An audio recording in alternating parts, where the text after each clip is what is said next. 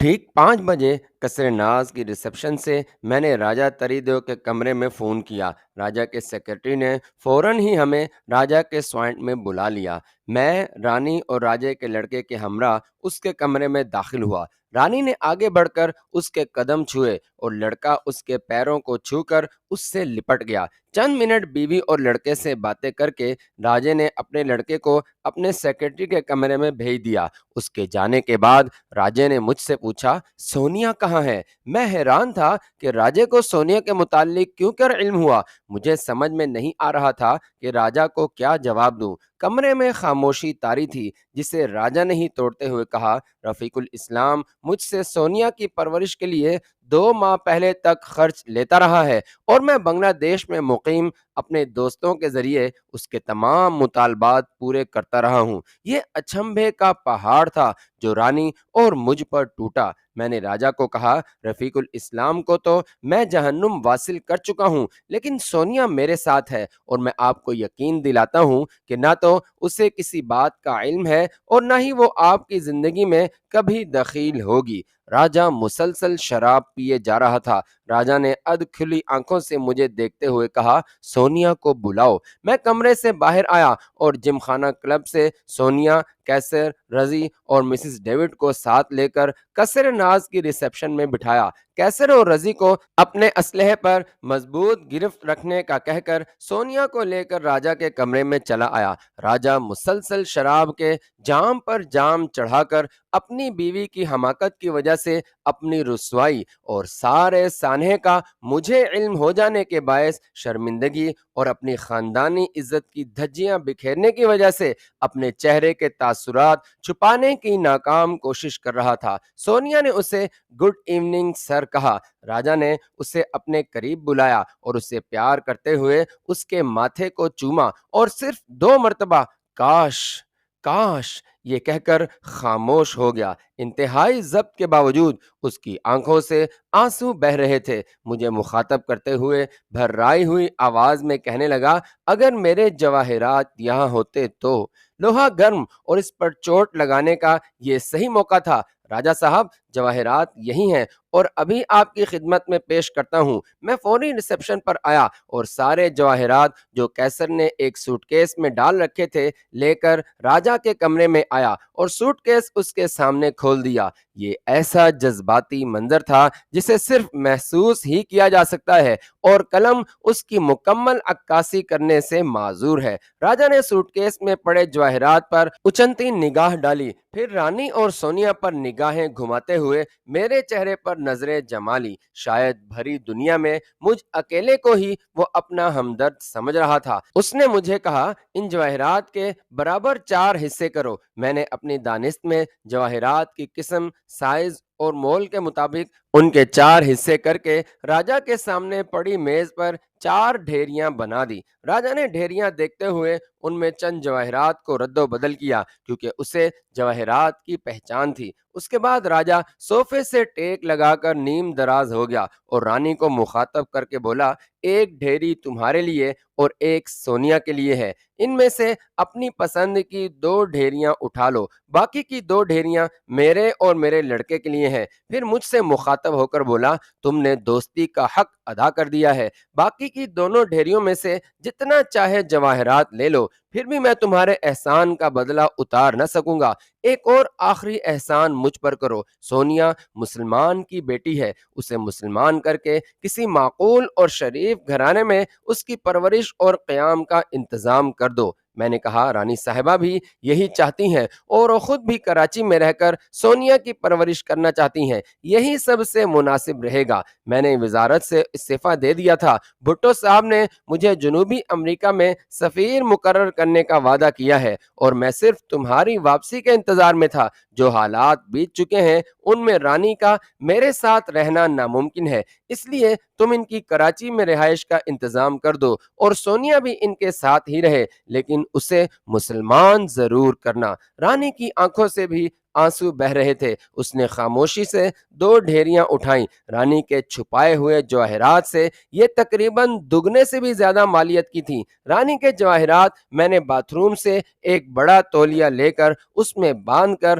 رانی کے حوالے کیے اور باقی جواہرات سوٹ کیس میں ڈال کر اسے بند کرنے لگا تو راجا نے کہا، دوست، تم نے اپنے لیے کچھ نہیں لیا، مجھے بالکل ضرورت نہیں ہے۔ میں نے کہا، میرے لیے یہی کافی ہے کہ میں آپ کی امانت آپ تک بخیریت پہنچانے میں کامیاب ہوا ہوں اور اللہ پاک نے مجھے سرخ رو کیا ہے۔ راجا نے روتی آنکھوں سے میری طرف دیکھتے ہوئے کہا، تمہیں یہ بھی علم ہے کہ ہمارے ہاں سے کوئی خالی ہاتھ واپس نہیں جاتا۔ یہ کہتے ہوئے راجا نے ایک مٹھی میں جس قدر جواہرات آ سکتے تھے مجھے دینے چاہے، لیکن میں نے انکار کر دیا اور اس کے بہت زور دینے پر صرف ایک ٹکڑا اٹھا لیا۔ راجا نے سونیا کو پھر قریب بلایا، اسے پیار کیا اور آنکھیں بند کر لیں۔ یہ ہمارے لیے جانے کا پیغام تھا۔ رانی، سونیا اور میں راجا کے کمرے سے باہر نکلے اور میں سوچ رہا تھا کہ میں نے کسی غلط آدمی کے لیے اپنی جان کی بازی نہیں لگائی۔ راجا تریدیو سے یہ میری آخری ملاقات تھی۔ مجھے بہت بعد میں معلوم ہوا کہ بھٹو صاحب کے دور حکومت کے آخری ایام میں اسے جنوبی امریکہ کے کسی ملک میں سفیر بنا دیا گیا تھا۔ راجا نے اپنے بیٹے کو انگلینڈ تعلیم حاصل کرنے کے لیے بھیج دیا اور خود ایک فرانسیسی عورت سے شادی رچا لی اور کچھ عرصے بعد ہی وہ عورت راجا کے بچے کھچے جواہرات لے کر یورپ بھاگ گئی۔ میں نے نرسری میں کرائے پر ایک بنگلہ لے کر رانی، سونیا، رضی کی بیوی اور مسز ڈیوڈ کو وہاں شفٹ کر دیا۔ سونیا کو ایک سادہ سی تقریب میں مشرف اسلام کیا گیا۔ رانی کا چند ماہ کے بعد ہی انتقال ہو گیا۔ اس وقت میں اپنے ساتھیوں کے ہمراہ بینکاک میں تھا۔ مسز ڈیوڈ نے فون پر مجھے اس کے انتقال کی خبر سنائی۔ سونیا کو میں نے کراچی کے ایک اسکول میں داخل کروا دیا تھا۔ سونیا کا، جو ماں کے مرنے کے بعد پھر اکیلی رہ گئی تھی، رضی کی بیوی اور مسز ڈیوڈ نے پوری طرح خیال رکھا اور اسے ماں کی کمی محسوس ہونے نہ دی۔ سونیا نے شروع زندگی سے ہی اکیلے رہنے کی عادت کی وجہ سے ماں کی جدائی کے صدمے کو بھی برداشت کر لیا۔ کراچی میں میرے ایک بزنس مین دوست نے سونیا کی دیکھ بھال اور خبر گیری کا ذمہ اٹھایا تھا۔ سونیا نے BA تک تعلیم حاصل کی تو میرے دوست نے اپنے بیٹے سے اس کی شادی کر دی۔ ہم نے حتی الوسع یہ کوشش کی کہ سونیا کے ماضی کا کسی کو علم نہ ہو سکے۔ آج کل سونیا کراچی میں اپنے محبت کرنے والے شوہر اور 3 بچوں کے ساتھ ڈیفنس میں اپنی ذاتی کوٹھی میں نہایت خوش و خرم زندگی گزار رہی ہے۔ میں کبھی کبھار اس سے ملنے چلا جاتا ہوں۔ مجھے دیکھ کر اس کی آنکھوں میں یاسیت یعنی نا امیدی چھا جاتی ہے، کیونکہ اسے اپنا ماضی یاد آ جاتا ہے۔ اس نے شروع میں مجھے بتایا تھا کہ شادی سے پہلے اور بعد میں بھی اس کے سسرال والوں نے کبھی اس کا ماضی کریدنے کی کوشش نہیں کی۔ میرے دوست اور سونیا کے سسر نے بھی، جسے میں مختصراً سونیا کا ماضی بتا چکا تھا، اس راز کو ہمیشہ راز ہی رہنے دیا۔ سونیا کے متعلق اس نے سب کو یہی کہا تھا کہ وہ اس کے ایک مشرقی پاکستانی دوست کی بیٹی ہے جو سقوط ڈھاکہ کے وقت کھلنا میں تھے اور زخمی حالت میں بڑی مشکل سے جان بچا کر اور صرف سونیا کو لے کر کراچی پہنچ سکے اور چند ہفتوں بعد ہی ان کا انتقال ہو گیا۔ سونیا بالکل اکیلی رہ گئی تو انہوں نے سونیا کو اپنا لیا اور اس کے جوان ہونے پر اپنے بیٹے سے اس کی شادی کر دی۔ میں جان بوجھ کر سونیا کا اسلامی نام تحریر نہیں کر رہا ہوں، کیونکہ میں نے اسے اس تحریر کے لکھنے کے دوران ہی بتا دیا تھا کہ میں اپنی داستان میں اس کا پورا واقعہ تحریر کروں گا، لیکن کوئی ایسا کلو یعنی اشارہ نہیں دوں گا جس سے کوئی اس تک پہنچ سکے۔ پاکستان میں ہمارے مختصر قیام کے دوران سپنا بھی رانی، سونیا اور دوسری خواتین کے ہمراہ اسی نرسری والے بنگلے میں رہی، جبکہ کیسر، رضی اور میں میٹروپول ہوٹل میں مقیم رہے۔ میرے پاس ڈھیروں روپیہ بھی تھا اور اپنے گاؤں جانے کی بے انتہا خوشی بھی تھی، لیکن میں اپنے گھریلو حالات کے پیش نظر گھر جانے سے ڈرتا تھا۔ اسی سوچ بچار میں چند روز گزر گئے، لیکن اپنی ماں اور اپنے بیٹے کی محبت کے ہاتھوں مجبور ہو کر میں بالآخر چند روز کے لیے اپنے گاؤں چلا گیا۔ اپنے گاؤں کے قریبی قصبے میں ویگن سے اتر کر تانگے میں سوار ہوا تو میرا دل اچھل رہا تھا اور ٹانگیں کانپ رہی تھیں۔ گاؤں پہنچا تو شام ڈھل رہی تھی۔ گھر کے قریب ٹانگا رکا تو رشتہ دار اور گاؤں کے لوگ جمع ہو گئے۔ ان میں میرا بیٹا شجاع بھی تھا۔ اس وقت اس کی عمر 6 برس کے قریب تھی۔ میں نے اسے اٹھا کر سینے سے لپٹا لیا۔ وہ سہمی سہمی نظروں سے مجھے دیکھ رہا تھا۔ میں نے کراچی اور لاہور سے گھر والوں کے لیے اتنی خریداری کی تھی کہ 3 ٹانگوں میں بمشکل سارا سامان آ سکا۔ میرے تایا زاد سب سے بڑے بھائی نے مجھے گھر جانے سے پہلے علیحدہ بلا کر کہا کہ ضبط اور تحمل سے کام لینا، میں تمہارے ساتھ چلتا ہوں۔ اپنے بیٹے اور بھائی صاحب کے ہمراہ میں گھر میں داخل ہوا۔ میرا گھر جو میری شادی سے پہلے جنت کی طرح دکھائی دیتا تھا، اب اجاڑ اور ویرانی کا شاہکار بنا ہوا تھا۔ گھر کے صحن میں جہاں پہلے مہکتے پھولوں کی کیاریاں تھیں، پھلدار درخت اور درمیان میں فوارہ تھا، وہاں اب ہر طرف خضرو گھاس اور سوکھے پتے تھے۔ میں گھر میں داخل ہوا تو میری والدہ ایک چارپائی پر لیٹی ہوئی تھیں اور اچھے وقتوں کی ایک خادمہ ان کے پاؤں داب رہی تھی۔ میں تو انہیں اچھا بھلا اور تندرست چھوڑ کر گیا تھا، لیکن اب وہ ہڈیوں کا ڈھانچہ بن گئی تھیں۔ میں ان کے قدموں میں بیٹھنے لگا تو انہوں نے بڑی مشکل سے اٹھ کر مجھے گلے لگا لیا اور پھوٹ پھوٹ کر رونے لگی۔ میرا تایا زاد بھائی قریبی چارپائی پر بیٹھ گیا۔ والدہ بار بار میرے ماتھے اور چہرے کو چومتی۔ جب ان کا رونا کچھ تھما تو میں نے ان سے پوچھا کہ ان کی یہ کیا حالت ہو چکی ہے، تو انہوں نے کہا کچھ بیمار رہی ہوں، اب ٹھیک ہو جاؤں گی۔ اسی اثنا میں ٹانگوں سے سارا سامان اٹھا کر ہمارے برآمدے میں رکھ دیا گیا۔ میں نے بیوی کے متعلق پوچھا تو والدہ خاموش رہیں، لیکن خادمہ پھٹ پڑی، اسی نے ان کی یہ حالت بنا دی ہے۔ سارا دن گھر سے باہر رہتی ہے اور جتنا وقت گھر میں رہتی ہے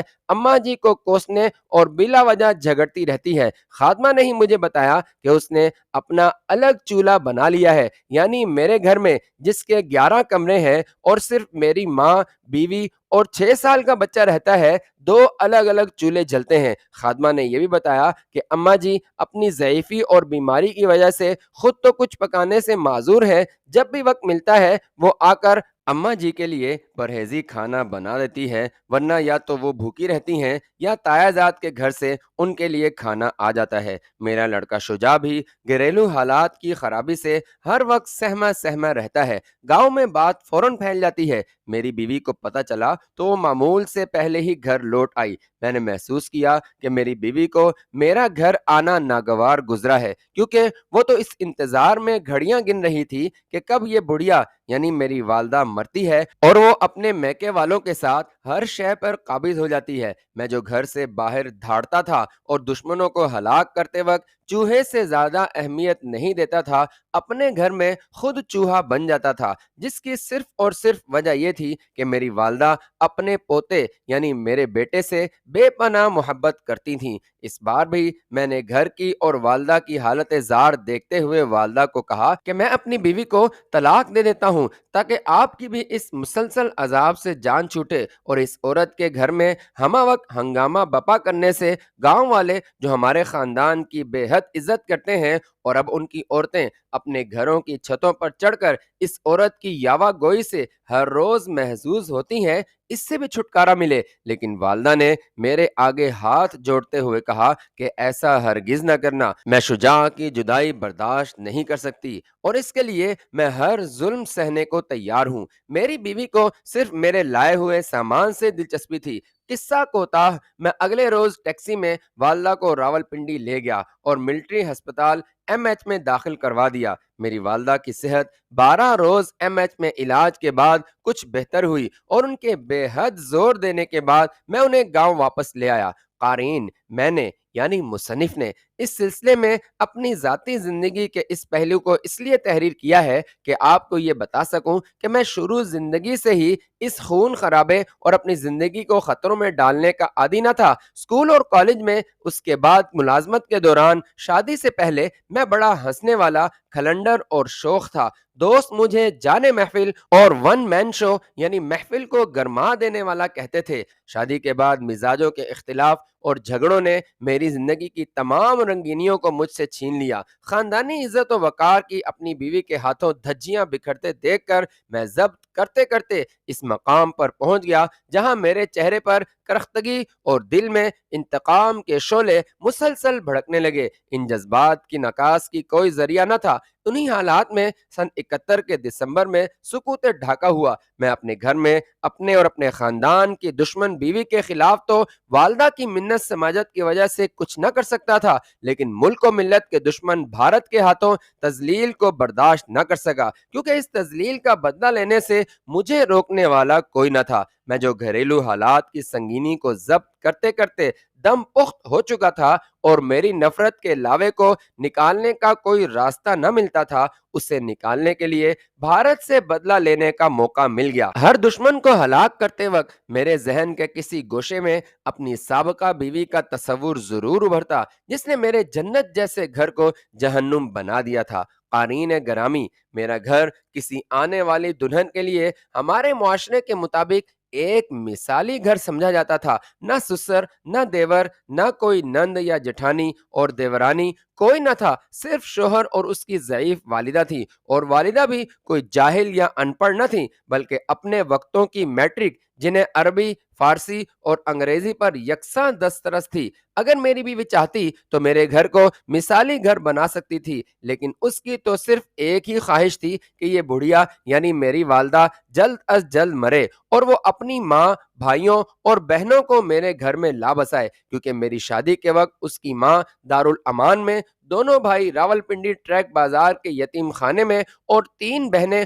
استانیوں کے گھروں میں رہتی تھیں۔ میری والدہ نے خدا ترسی کرتے ہوئے اس عورت سے میری شادی کی تھی اور اپنے خاندان میں ناک رکھنے کے لیے ڈھیر سا زیور، کپڑے اور دیگر سامان شادی سے پہلے ہی خرید کر اسے دلہن کے جہیز کے طور پر گھر میں لائی تھیں۔ اس مصیبت سے شرعی طور پر 17 فروری 84 عیسوی کو منبع سعودی عربیہ میں اور قانونی طور پر 30 ستمبر 89 عیسوی کو طلاق دے کر جان چھوٹی۔ اس تحریر کے وقت ماضی کا ایک ایک واقعہ ایک فلم کی طرح میرے ذہن کے پردے پر دکھائی دیتا ہے۔ جیسے اور واقعات تحریر کر کے قارئین کو میں نے اپنے ہر اچھے برے کام سے آگاہ کیا ہے اور کروں گا، ویسے ہی اپنی ذاتی زندگی کے اس گوشے سے بھی پردہ اٹھا دیا ہے، کیونکہ آخرکار میں بھی انسان ہوں اور اپنی زندگی کے اس تلخ حصے کو آخر کب تک دل میں چھپائے رکھتا۔ والدہ کی بیماری اور ایم ایچ میں ان کے داخلے کے دوران میں 18-19 روز راولپنڈی میں رہا۔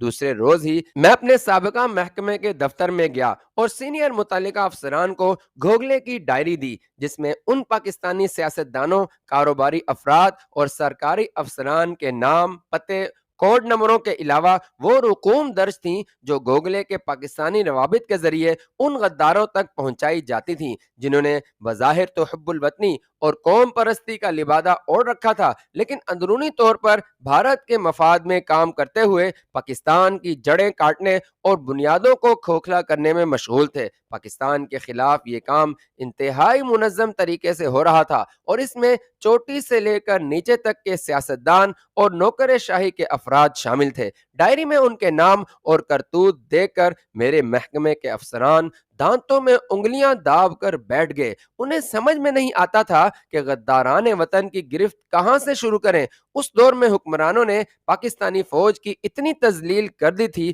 کہ وہ اپنی بارکوں میں دب کی بیٹھی تھی۔ مسلح غنڈوں کا گروہ والے ہر طرف دندناتے پھرتے تھے۔ وہ حکمرانوں کو خوش کرنے کے لیے سیاسی مخالفین کو پکڑ کر لے جاتے اور پھر ان کا کچھ پتہ نہ چلتا۔ اس بھیانک خواب جیسی حکومت کے خاتمے کے بعد ایف ایس ایف کے پکڑے ہوئے بعض افراد تو دلائی کیمپ مظفر آباد آزاد کشمیر کے قریب، اٹک کے قلعے اور شاہی قلعہ لاہور کے زیر زمین عقوبت خانوں سے ملے، اور بہت سو کا کچھ پتہ نہ چلا کہ انہیں زمین نگل گئی یا آسمان کھا گیا۔ اس وقت میں اپنے سابقہ محکمہ کا ملازم نہ تھا۔ میں نے یہ ڈائری متعلقہ افسران تک پہنچا کر اپنا فرض پورا کر دیا تھا۔ رسمی باتوں کے علاوہ میں نے اپنے سابقہ افسران کو نہ تو یہ بتایا کہ یہ ڈائری کیوں کر میرے ہاتھ لگی اور نہ ہی انہیں اپنے آئندہ پروگرام کا پتہ چلنے دیا۔ انہوں نے بھی مجھے تھوڑا بہت کریدنے کے بعد اس بارے میں خاموشی اختیار کر لی۔ مجھے تو یہ خاصے عرصے بعد اسی محکمے کے ایک اعلیٰ افسر ریڈ ریبن کے ذریعے پتہ چلا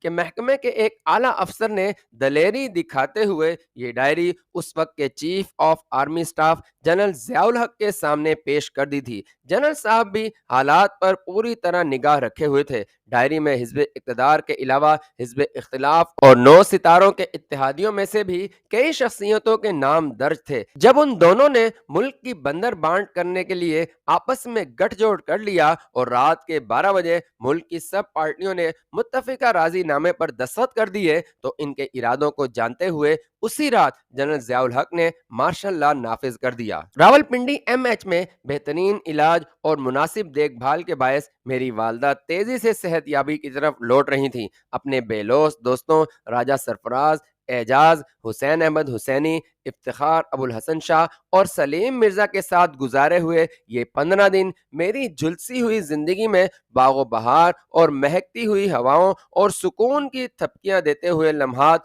बहुत जल्द गुजर गए। 20वें रोज मैं अपनी वालदा को लेकर वापस गांव पहुंचा। मेरी वालदा के चेहरे पर जिंदगी की चमक लौट आई थी। गांव में मैंने 2 मुस्तकिल मुलाजमाएं वालदा की खिदमत और देखभाल के लिए मुकर्रर की और 2 बैंकों में वालदा के नाम 10 लाख रुपए जमा करवाए। बीवी को भी आखिरी मौका देते हुए 6 हिस्सों में उसके नाम से अकाउंट खोला। 10-12 मजदूरों और मिस्त्रियों के साथ घर की हालत दुरुस्त करवाई और 5 रोज घर में कयाम करने के बाद रवाना होने लगा। गांव आते वक्त मैं 3 टांगों में सामान भर कर लाया था। जाते वक्त सिर्फ एक छोटा सूटकेस मेरे हमरा था। मैं तो चाहता था कि मजीद चंद रोज घर में ठहरूं, लेकिन मेरी वालदा ने जोर दे देकर मुझे वापस भेजा, क्योंकि वो जानती थी कि मेरी बदखसलत बीवी मेरी मौजूदगी में कोई ऐसी बात न कर बैठे जिसे मैं बर्दाश्त न कर सकूं और नौबत खून खराबे तक पहुंच जाए। मुझे गांव से वापस जाने का कहते हुए उन्होंने आंसू भरी आंखों और लरजती आवाज में मुझे कहा, अब तुम वापस चले जाओ। मैं हर किस्म का जुल्म और सितम सहने के लिए तैयार हूं, लेकिन तुम्हें अपनी आंखों से अपनी जिंदगी से हाथ धोते देख नहीं सकूंगी। तुम्हें भी मेरे लिए फिक्रमंद होने की जरूरत नहीं, क्योंकि तुमने मेरी देखभाल और खिदमत के लिए बहुत माकूल इंतजाम कर दिया है और रिश्तेदार भी पैसे की लालच में मेरी खबरगिरी करते रहेंगे। मैं बखूबी जानता था कि मेरी वालदा मुझे तिफल तसल्लियां दे रही हैं। बीवी के नाम खासी बड़ी रकम मैंने उन्हीं के कहने पर बैंक में रखवाई थी कि वो इन पर जुल्म सितम करने से बाज रहे, लेकिन मैं ये भी जानता था कि सांप को कितना ही दूध क्यों न पिला दो, वो डसने से बाज नहीं रहता। गांव से मैं फिर रावलपिंडी आया और 2 रोज अपने महकमे के एक ऐसे अफसर से जो मुझसे बेहद पुरखुलूस थे। उन्होंने भारत से मेरी पहली बार वापसी पर मेरे अंजाम दिए मिशनों के पेश नज़र मेरी रिपोर्ट बनाते वक्त आखिर में ये अल्फाज लिखे थे कि यह शख्स अपने वतन की मोहब्बत में अपनी जिंदगी के साथ गुंडागर्दी करता है। इसराइली मोसाद और अमरीकी CIA के गठजोड़ के मुतालिक चंद निहायत मुफीद मालूमात हासिल की। ये तमाम मालूमात गैर सरकारी तौर पर मुझे दी गईं और इनकी रोशनी में ईरान और सऊदी अरब में इन जासूस एजेंसियों से 2-2 हाथ करने में मुझे बहुत मदद मिली। रावलपिंडी से बजरिया जहाज में कराची पहुंचा। कराची में हमारे क़याम के दौरान ही जनरल ज़ियाउल हक ने मार्शल लॉ लगा दिया और बैनुल अक़वामी परवाज़ों पर मुल्क से बाहर जाने वालों की सख्ती से जांच पड़ताल की जाने लगी।